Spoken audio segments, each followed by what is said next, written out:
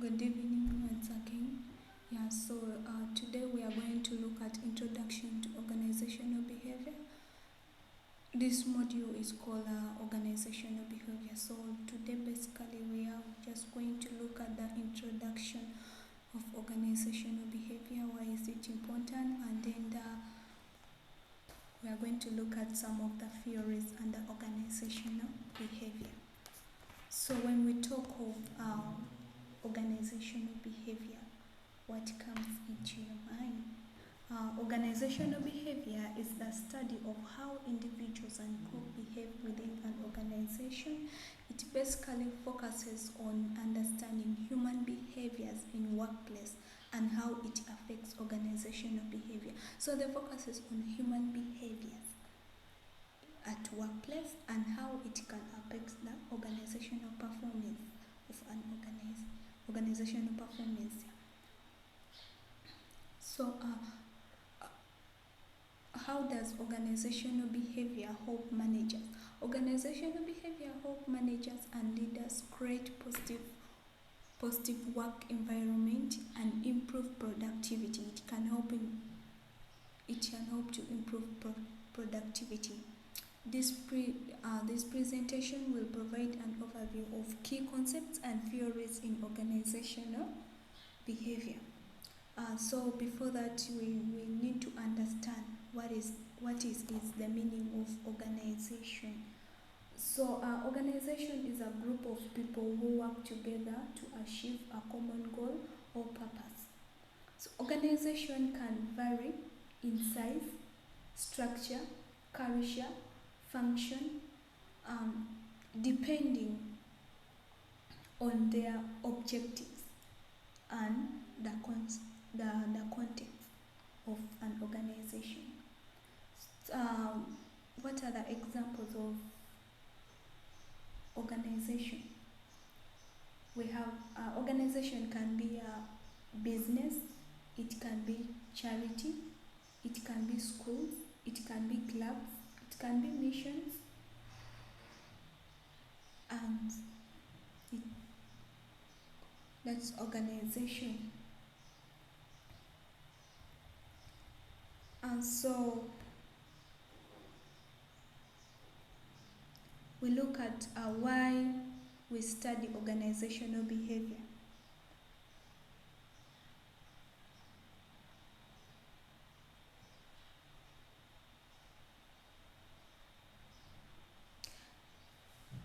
Understanding organizational behavior help managers make informed decisions about employee motivation, communication, and leadership.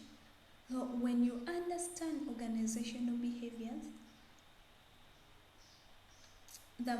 it helps managers to make informed decisions about employees' motivation. So managers can be able to know what motivates employees, how to communicate to employees, and how to make a leadership.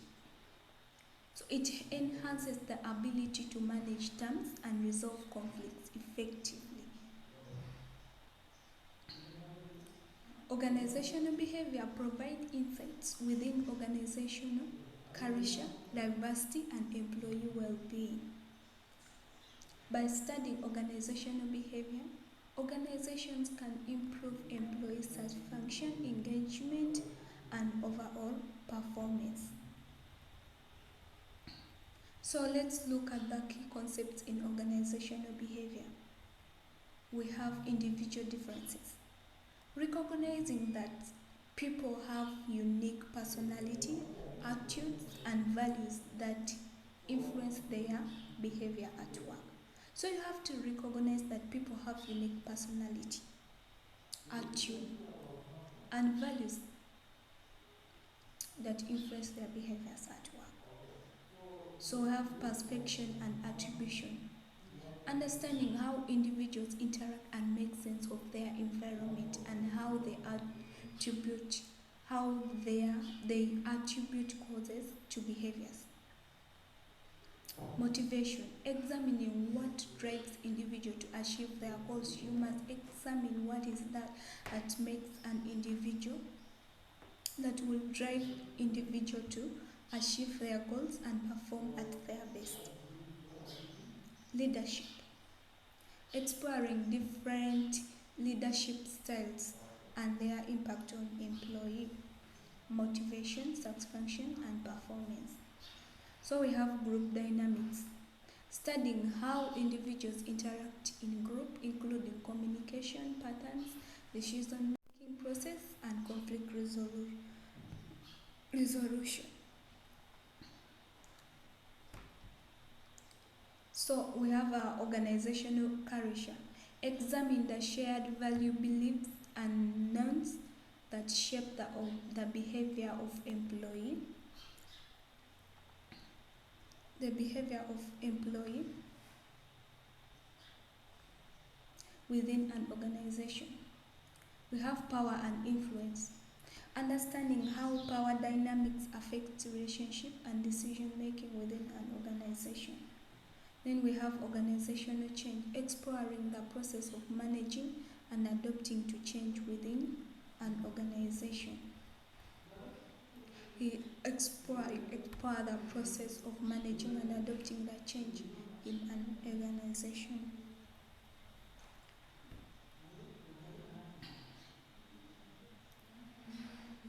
So let's look at the theories of organizational behavior. What are the theories of organizational behavior?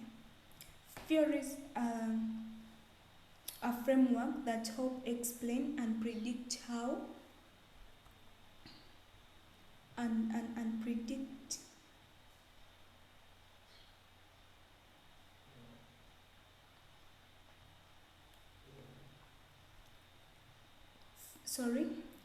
theories are framework that help explain and predict how individuals and groups interact within an organization. So we have some of the examples of these theories. We have motivational theories, which means that this theory, we have motivational theories which focuses on what drives people to perform, improve, and achieve their goals. Basically, that is motivational theory. So we have leadership theories.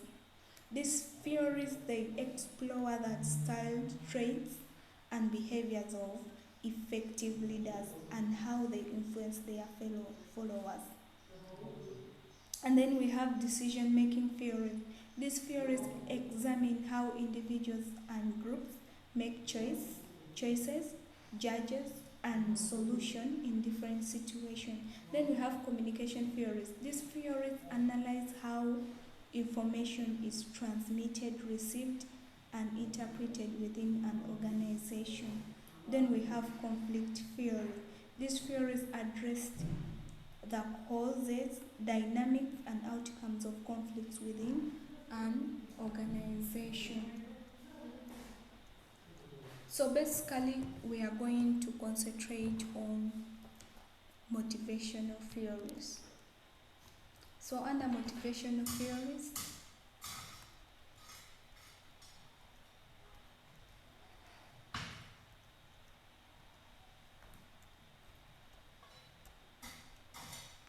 under motivational theories, we have a theories that is Maslow hierarchy of needs, a theory that suggests individuals have inheritance of needs that motivate their behavior, from basic psychological needs to self-actualization. So this theory, it proposes that individuals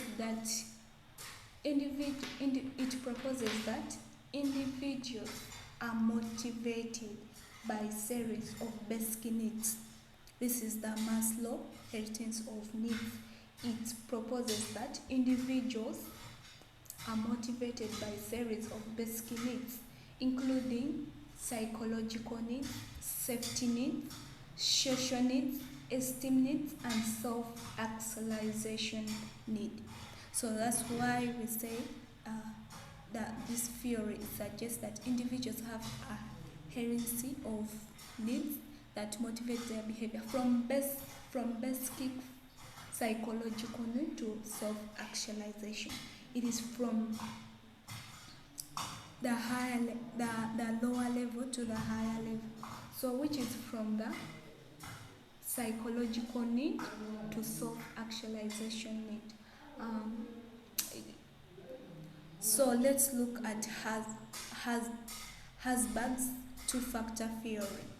Proposes that certain factors in workplace such as job satisfaction and motivation are influenced by different factors. This theory proposes that individuals are motivated by two types of factors.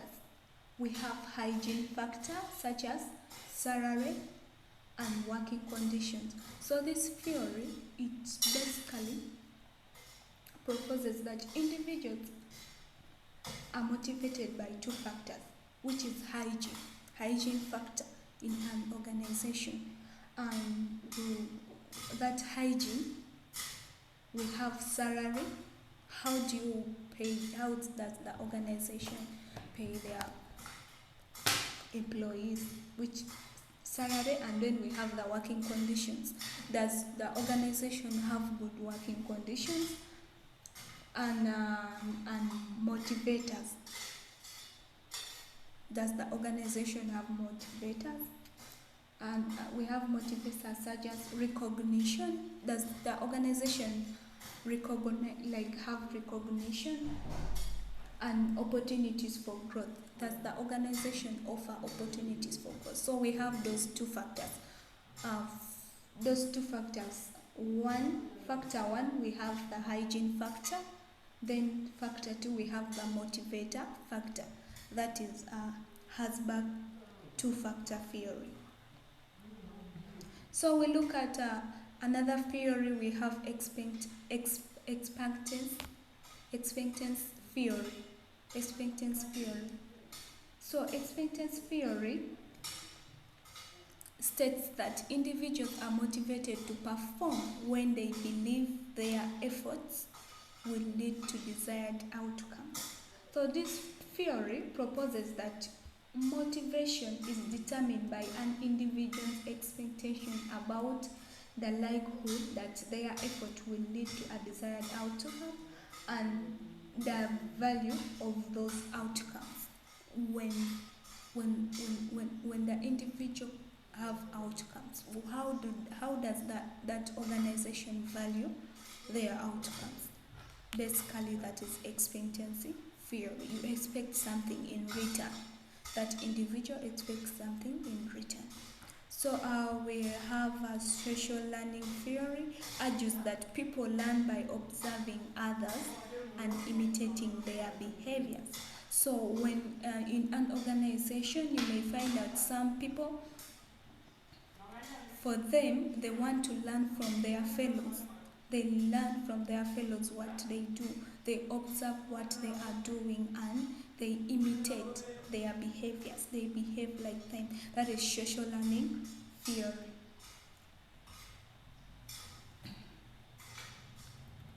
That is social learning theory.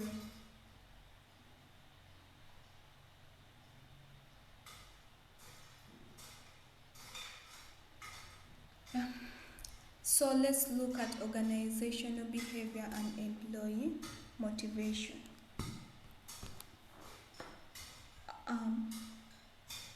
Motivated employees are more productive, engaged, and satisfied with their work. So you may find out that employees that are motivated, they are more productive. They put in all their energy to make sure that they produce nice work. At the end of the day, they have a productive work. They engage, they make sure that they engage in every activity and satisfied with their work. They are satisfied with their work.